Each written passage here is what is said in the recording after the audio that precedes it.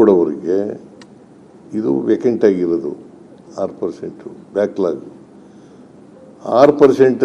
ಆಮೇಲೆ court final decision ಕೊಟ್ಟ ಮೇಲೆ ಆ ತೀರ್ಪಿಗೆ ಅನುಗುಣವಾಗಿ ತೀರ್ಮಾನ ಮಾಡೋದು. ಇದು ಒಂದು.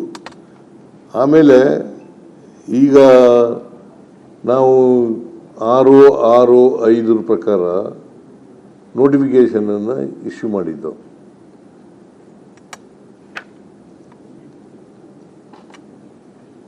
ಆ ನೋಟಿಫಿಕೇಶನನ್ನು ವಾಪಸ್ ಪಡೆದು ಇವತ್ತೇನು ತೀರ್ಮಾನ ಆಗಿದೆ,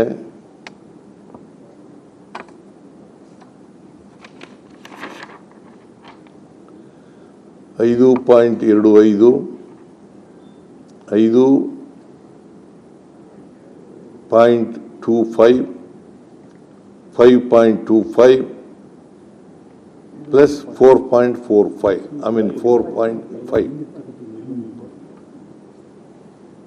ಅದರ ರೀತಿಯ ನೋಟಿಫಿಕೇಶನನ್ನು ರೀಇಶ್ಯೂ ಮಾಡೋದು.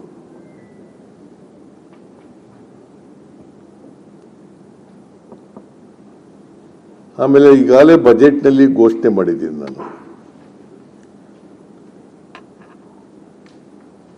ಈ ವರ್ಷ 56,432 ಪೋಸ್ಟ್ಗಳನ್ನು ಭರ್ತಿ ಮಾಡ್ತೀವಿ ಅಂತ ಹೇಳಿದ್ದೀವಿ.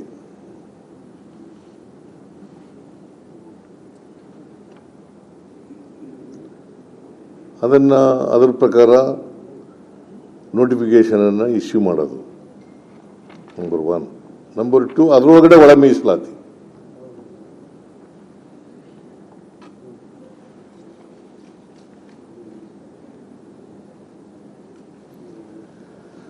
ನೇಮಕಾತಿಗೆ 56,432 ನೇಮಕಾತಿಗೆ ತುರ್ತು ಕ್ರಮ ತಗೊಳ್ಳೋದು ಅಂತ ತೀರ್ಮಾನ ಮಾಡಿದ್ದೀವಿ.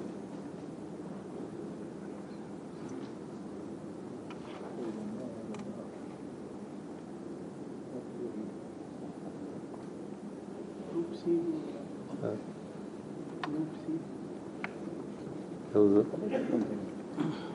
ಈಗ 50% ಮೀಸಲಾತಿ ಈ ತೀರ್ಪು ಹಿನ್ನೆಲೆಯೊಳಗೆ ತಾತ್ಕಾಲಿಕವಾಗಿ ನೇಮಕಾತಿಗಳು ಹಾಗೂ ಪ್ರವೇಶಾತಿಗಳಿಗೂ ಲಾಗುವಾಗುತ್ತೆ ಟಿಲ್ ದ ಕೋರ್ಟ್ ಡಿಸಿಷನ್. ಆಮೇಲೆ ಇದು ನಾವು 50% ಮಾಡೋದು ರಿಸರ್ವೇಷನನ್ನು ಕೋರ್ಟ್ ಡಿಸಿಷನ್ ಮಾಡೋವರೆಗೆ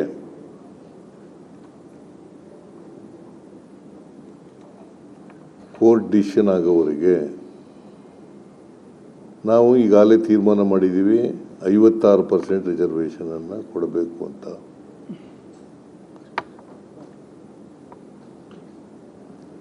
ಕೋರ್ಟ್ನವರು ಸ್ಟೇ ಕೊಟ್ಟಿರೋದ್ರಿಂದ 56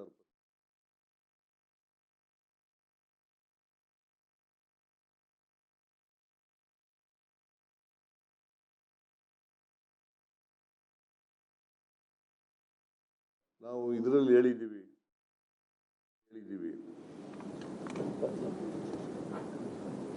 ಸಿನಲ್ಲಿ 5% ಅಂತ ಹೇಳಿದ್ದೀವಿ.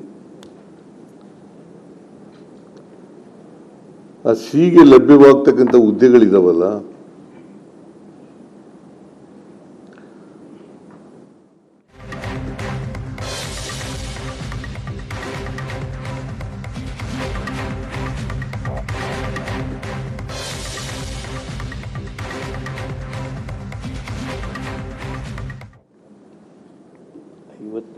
ಜಾತಿಗಳಿಗೆ 59 ಅಲೆಮಾರಿ ಜಾತಿಗಳಿಗೆ 20% ಸಿ ವರ್ಗಕ್ಕೆ ಎಷ್ಟು ಬರ್ತದೆ ಅದರಲ್ಲಿ 20% ಅಲ್ಲ 20 ಸುಮಾರು 59 ಅಲೆಮಾರಿ ಜಾತಿಗಳಿಗೆ ಮೀಸಲಾಗಿರತಕ್ಕದ್ದು ಅಂತಲೂ ತೀರ್ಮಾನ ಮಾಡಿದ್ದೀವಿ. ಅದು ನಮ್ಮ ಆಕ್ಟ್ನಲ್ಲೇ ಹೇಳಿತ್ತು. ಅದನ್ನು ರೀಟ್ರೇಟ್ ಮಾಡಿದ್ದೀವಿ.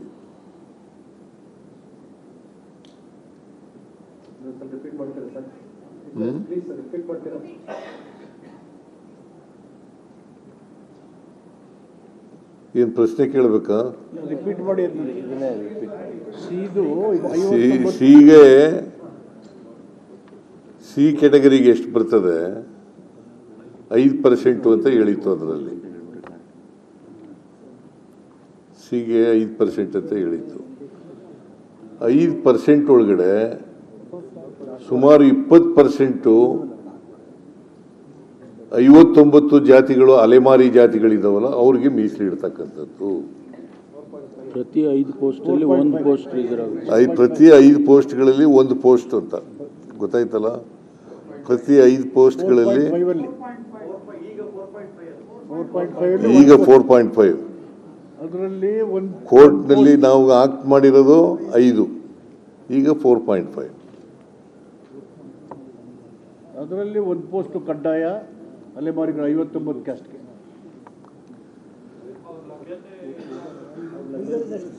ಓವರಾಲ್ 20%. ಕರೆಕ್ಟ್. ಅವರು ಇಲ್ಲೇ ಇದ್ರೆ ನೆಕ್ಸ್ಟ್ ಅದೇ ಕ್ಯಾಟಗರಿಗೆ ಅದನ್ನು I hope that I made myself very clear on this. ಅಲ್ಲ ನಿಮ್ಗೇನಾದ್ರು ಗೊಂದಲ ಇದೆಯಾ?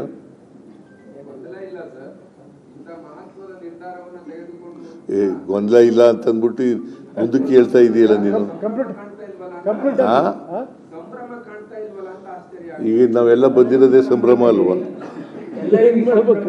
ಸಂಭ್ರಮ ಅಂದ್ರೆ ಏನು?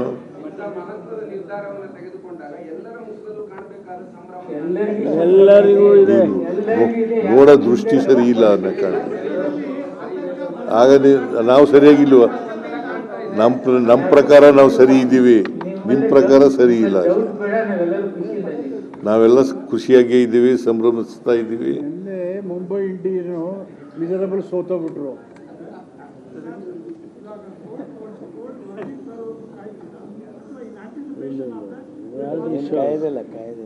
Anticipation. Recruitment will start. Recruitment immediately will start.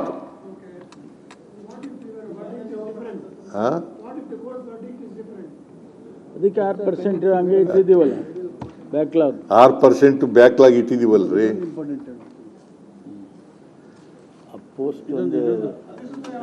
ಇನ್ನೇನಾದ್ರು ಹೇಳಾಗಿದ್ರೆ ಹೇಳ ಮಾದೇವಪ್ಪ, ನೀನು ಸಮಾಜ ಕಲ್ಯಾಣ ಸಚಿವ. ಪೋಸ್ಟ್ ಫಿಗರ್ಸ್ ಒಂದು ಹೇಳ್ಬಿಡಿ. 56,400. ಇದೊಂದು ಹೇಳ್ಬಿಡಿ.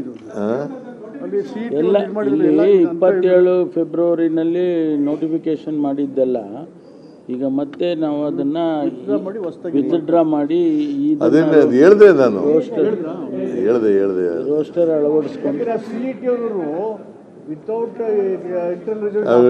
Madevappa social welfare minister will continue. 56,432.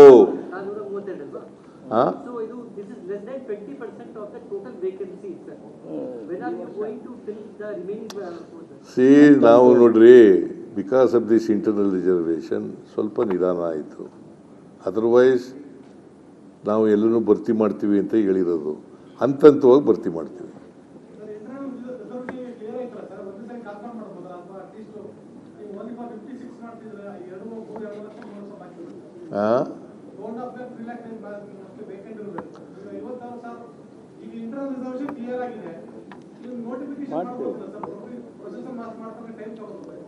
Start ಆಗಿದೆಯಪ್ಪ. ಈಗ ಪ್ರೋಸೆಸ್ ಸ್ಟಾರ್ಟ್ ಆಗಿದೆ. ನೆಕ್ಸ್ಟ್ ಇಯರ್ ಇನ್ನೂ ಜಾಸ್ತಿ ಮಾಡ್ತೀವಿ, ಅದ್ರ ವರ್ಷ ಇನ್ನೂ ಜಾಸ್ತಿ ಮಾಡ್ತೀವಿ. ನಾವು ಈಗ ಇನ್ನೂ 3 ವರ್ಷ ತುಂಬೇ ಇಲ್ಲ ನಮ್ದು. ಇನ್ನು ಈಗ ಡಿಸಿಷನ್ ಆಯ್ತಲ್ಲ, ಈಗ ಇಲ್ಲಿಂದ ಶುರು ಮಾಡ್ತೀವಿ ಹಂತವಾಗಿ.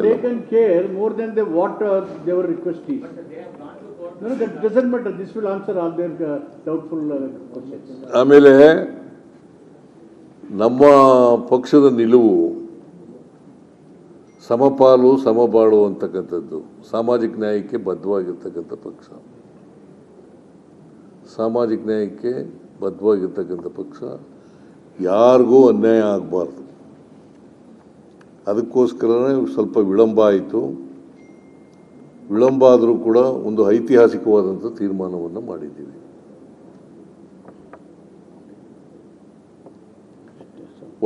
ಒಳ ಮೀಸಲಾತಿ ಸಮಸ್ಯೆ ಇದೆಯಲ್ಲ, ಇದಕ್ಕೆ ಪರಿಹಾರವನ್ನು ಕಂಡುಹಿಡಿತಕ್ಕಂಥ ಕೆಲಸವನ್ನು ಮಾಡಿದ್ದೀವಿ. ಕೊಟ್ಟ ಮಾತು ಉಳಿಸ್ಕೊಂಡಿದ್ದೀವಿ. ಕೊಟ್ಟ ಮಾತನ್ನು ಉಳಿಸ್ಕೊಂಡಿದ್ದೀವಿ.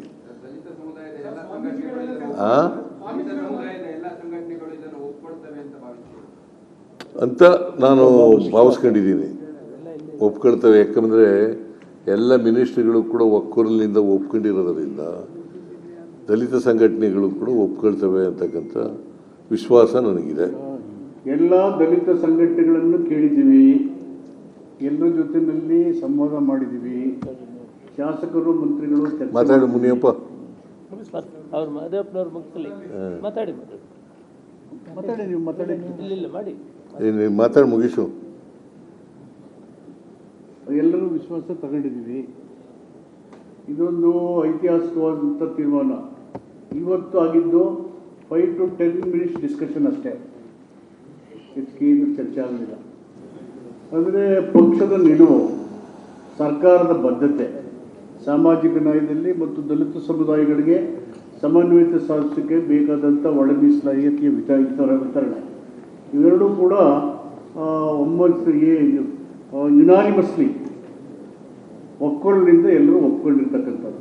ಸಂಘಟನೆಗಳು ಭೇಟಿಯಾಗಿದ್ದಾವೆ, ಲೆಫ್ಟು ರೈಟು ಗೋವಿ ಲಮಾಣಿ ಎಲ್ಲ ರೋಸ್ಟರ್ ಪಾಯಿಂಟ್ಗಳನ್ನ ಅವೆಲ್ಲ ಒಪ್ಪಿಗೆ ಆಗಿದೆ.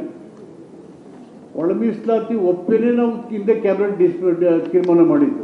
ಕೋರ್ಟ್ ಈಗಾಗಲೇ ಮುಖ್ಯಮಂತ್ರಿಗಳು ಹೇಳಿದಂಗೆ ತಡೆ ಬಂತು, ಹೀಗಾಗಿ ಎಲೆಕ್ಷನ್ ಬಂತು, ನಿಧಾನ ಆಯಿತು. ಅಷ್ಟರೊಳಗಡೆ ಕೆಲವು ಸಂಘಟನೆಗಳು ಅನ್ರೆಸ್ಟ್ ಆದವು, ಕಾನೂನನ್ನು ಅಡ್ಡ ಬಂತು ಚುನಾವಣಾ ನೀತಿಗಳು. ಹೀಗಾಗಿ ಇವತ್ತು ತೀರ್ಮಾನ ಐತಿಹಾಸಿಕ ಮಾಡಿದ್ದೇವೆ. ಮೇಯ್ನು ಏನು ಅಂದರೆ, ಈ ಒಂದು ಗ್ರೂಪ್ಗಳನ್ನು ಮಾಡಿ ಅದಕ್ಕೆ ಎಷ್ಟು ಪರ್ಸೆಂಟೇಜ್ ಮೀಸಲಾತಿ ಅನ್ನುವಾಗ ರಿಕ್ರೂಟ್ಮೆಂಟ್ ಬರುತ್ತಲ್ಲ, ರೋಸ್ಟರ್ ಪಾಯಿಂಟು, ಅಲ್ಲಿ ಗೊಂದಲ ಆಯಿತು. ಯಾವುದೋ ಒಂದು ಯೂನಿವರ್ಸಿಟಿ, ಧಾರವಾಡ ಯೂನಿವರ್ಸಿಟಿ ರಿಕ್ರೂಟ್ಮೆಂಟ್ ರೂಲ್ಸ್ನ ಫ್ರೇಮ್ ಮಾಡೇ ಇಲ್ಲ, ಮಾಡೋಕ್ಕಿಂತ ಮೊದಲೇ ನೋಟಿಫಿಕೇಶನ್ ಹಾಕ್ಬಿಟ್ಟು ಈ ಥರ ರಿಕ್ರೂಟ್ ಮಾಡಿ ಗ್ರೂಪ್ ಹೇಗೆ ಒಬ್ಬರಿಗೆ ಹೊರಟೋಗುತ್ತೆ ಅಂತೇಳಿ. ಹೀಗಾಗಿ ರಾಜ್ಯಾದ್ಯಂತ ಗೊಂದಲ ಸೃಷ್ಟಿಯಾಗಿ ಅನುಮಾನ ಅವರವರಿಗೆ ಶುರುವಾಗಿ ಅವರೆಲ್ಲ ಭಯಭೀತರಾಗಿ ನಮ್ಮ ಭವಿಷ್ಯ ಹಾಳಾಗುತ್ತೆ ಅಂತೇಳಿ ಅವರಷ್ಟಕ್ಕೆ ಅವರೇ ಮಾಡಿದ್ರು. ಕೆಲವರು ಬೇಳೆ ಬೇಯಿಸ್ಕೊಳ್ಳೋಕ್ಕೂ ಅವರೆಲ್ಲ ಎತ್ಕಟ್ಟತಕ್ಕಂಥ ಪ್ರಯತ್ನಗಳು ನಡೆದು. ಹಾಗಾಗಿ ಇದನ್ನೆಲ್ಲ ಗಮನದಲ್ಲಿಟ್ಟ ರೂಲ್ಸ್ ಫ್ರೇಮ್ ಆಗಿರಲಿಲ್ಲ, ರಿಕ್ರೂಟ್ಮೆಂಟು ಮಾಡಿರಲಿಲ್ಲ ನಾವು. ಹಾಗಾಗಿ ಅವರು ಕೆಲವರು ನಮ್ಮ ಸರ್ಕಾರದ ವಿರುದ್ಧವಾಗಿ, ಪಕ್ಷದ ವಿರುದ್ಧವಾಗಿ ನಾಯಕರು ಭೂಮಕ್ಕೆ ಕೂರಿಸೋ ಪ್ರಯತ್ನಗಳನ್ನು ನೀವು ನೋಡಿದ್ರಿ. ಎಲ್ಲ ಸಭೆಗಳನ್ನು ನೀವೇ ವರದಿಗಳನ್ನು ಮಾಡಿದ್ದೀರಿ. ಈಗ ಅದಕ್ಕೆ ಯಾವುದೂ ಆಸ್ಪದ ಇಲ್ಲ. ರೋಸ್ಟರ್ ಪಾಯಿಂಟ್ 15ಕ್ಕೆ ಮಾಡುವಾಗ 3 ಗುಂಪುಗಳಿದ್ದಾವೆ, ABC. ಸಿ ಒಳಗಡೆ ಅಲೆಮಾರಿ ಇಟ್ಟಿದ್ದೀವಿ. ಅಲ್ಲಿ ಮಾಡುವಾಗ 3 ಗುಂಪುಗಳಿಗೆ ಒಂದೇ ಬಾರಿಗೆ ಅವರಿಗೆ ಮೀಸಲಾತಿ ಸಿಗಬೇಕೆಲ್ಲರೂ. ಅಂದರೆ 15 ಪಾಯಿಂಟ್ ಇದ್ದರೆ 15 ಪಾಯಿಂಟ್ಗೂ ಸಿಗಬೇಕು, 15 ಪಾಯಿಂಟನ್ನು ಕವರ್ ಆಗಬೇಕು 3ಕ್ಕೂ. ಅದಕ್ಕಿಂತ ಕಡಿಮೆ ಇದ್ದರೆ ಆ ಮೀಸಲಾತಿ, SC ಮೀಸಲಾತಿ ಅದಕ್ಕಿಂತ ಕಡಿಮೆ ಇದ್ದರೆ 3 ಗುಂಪುಗಳಿಗೂ ಅನ್ವಯ ಆಗದೇ ಇದ್ದರೆ, ಒಬ್ಬರಿಗಾದರೆ ಇಬ್ಬರಿಗಾದರೆ, ಇಬ್ಬರು ಉಳ್ಕೊಂಡ್ರೆ ಅಥವಾ ಒಬ್ಬರು ಉಳ್ಕೊಂಡ್ರೆ ಅಂಥ ಕಡೆ ಒಳ ಮೀಸಲಾತಿ ಅನ್ವಯ ಆಗೋದಿಲ್ಲ. ಅದರ ಬದಲು ನಾವು ಅದನ್ನು SC ಜನರಲ್ ಅಂತ ಇಟ್ಟಿದ್ದೀವಿ. ಇದು ಆಂಧ್ರ ಪ್ರದೇಶದಲ್ಲೂ ಕೂಡ ಮಾಡಿದ್ದಾರೆ ಇದೇ ರೀತಿಯಲ್ಲಿ. ಸೊ ಹೀಗಾಗಿ 1 ಪೋಸ್ಟ್ ಇರಲಿ, 2 ಇರಲಿ, ಅಥವಾ 3ಕ್ಕಿಂತ ಕಡಿಮೆ ಅಂದರೆ 15% ಮೀಸಲಾತಿಯನ್ನು ಕವರ್ ಮಾಡೋಕ್ಕಾಗದೇ ಇದ್ದರೆ ಅಂಥದ್ರಲ್ಲಿ ಒಳ ಮೀಸಲಾತಿ ಅನ್ವಯ ಆಗೋದಿಲ್ಲ. ಅದನ್ನು ನಾವು SC ಜನರಲ್ ಅಂತ ಮಾಡಿದ್ವಿ. ಹೀಗಾಗಿ ಯಾರು ಗೊಂದಲ ಪಡುವಂಥ, ಆತಂಕ ಪಡುವಂಥ ಅಗತ್ಯ ಇಲ್ಲ. ಇದು ಒಂದು ಐತಿಹಾಸಿಕವಾದಂಥ ನಿಲುವು. ಮುಖ್ಯಮಂತ್ರಿಗಳಿಗೆ, ಕಾಂಗ್ರೆಸ್ ಪಕ್ಷಕ್ಕೆ ಇರ್ತಕ್ಕಂಥ ಬದ್ಧತೆ, ಸಾಮಾಜಿಕ ನ್ಯಾಯದಲ್ಲಿರ್ತಕ್ಕಂಥ ಬದ್ಧತೆ ಅನುಗುಣವಾಗಿ ಕೊಟ್ಟ ಮಾತಿನಂತೆ ನಮ್ಮ ಡಾಕ್ಟರ್ ಪರಮೇಶ್ವರ್ ಅವರು ಚುನಾವಣಾ ಪ್ರಣಾಳಿಕೆ ಅಧ್ಯಕ್ಷರಾಗಿ ಒಳ ಮೀಸಲಾತಿ ಕೊಡ್ತೇವೆ ಅಂತ ಪ್ರಣಾಳಿಕೆ ಹೇಳಿದರು. ಈ ಎಲ್ಲ ವಿಚಾರ ಬದ್ಧತೆಯಿಂದ ಒಂದು ಐತಿಹಾಸಿಕ ತೀರ್ಮಾನ ಮಾಡಿದ್ವಿ. ನಾವೆಲ್ಲರೂ ಸಂತೋಷದಿಂದ ಒಕ್ಕೊರಲಿಂದ ಈ ತೀರ್ಮಾನ ಮಾಡಿದ್ವಿ. Thank you. ಇನ್ನೊಂದು ಹೇಳೋದು ಮರ್ತುಬಿಟ್ಟೆ, ನಮ್ಮ ಸರ್ಕಾರ 17+7% ಮಾಡಲಿಕ್ಕೆ ಬದ್ಧವಾಗಿದೆ. 17 SC, 7 ST, 24% ಮಾಡಲಿಕ್ಕೆ ಬದ್ಧವಾಗಿದೆ. ಮತ್ತು ಈಗ ನಾವು ಎಸ್ ಸಿಗೆ 17% ಕೊಡಲಿಕ್ಕೆ ಬದ್ಧವಾಗಿದ್ದೇವೆ. ಕೋರ್ಟು ಒಂದು ವೇಳೆ 17% ಅಂತ ನಮ್ಮ ಪರವಾಗಿ ತೀರ್ಪು ಬಂದರೆ ಬ್ಯಾಕ್ಲಾಗ್ ಅಂತ 665 ಅಂತ ಮಾಡಿದ್ದೀವಲ್ಲ, ಅದನ್ನು 6% ಬ್ಯಾಕ್ಲಾಗ್ ಅಂತ ತೀರ್ಮಾನ ಮಾಡ್ತೀವಿ. 3 ಮಾಡೋದು. ಒಟ್ಟು 24%ಗೆ ಬದ್ಧವಾಗಿದ್ದೀವಿ, 17%ಗೆ ಎಸ್ ಸಿಗೆ ಬದ್ಧವಾಗಿದ್ದೀವಿ, 7%ಗೆ ಎಸ್ ಟಿಗೆ ಬದ್ಧವಾಗಿದ್ದೀವಿ.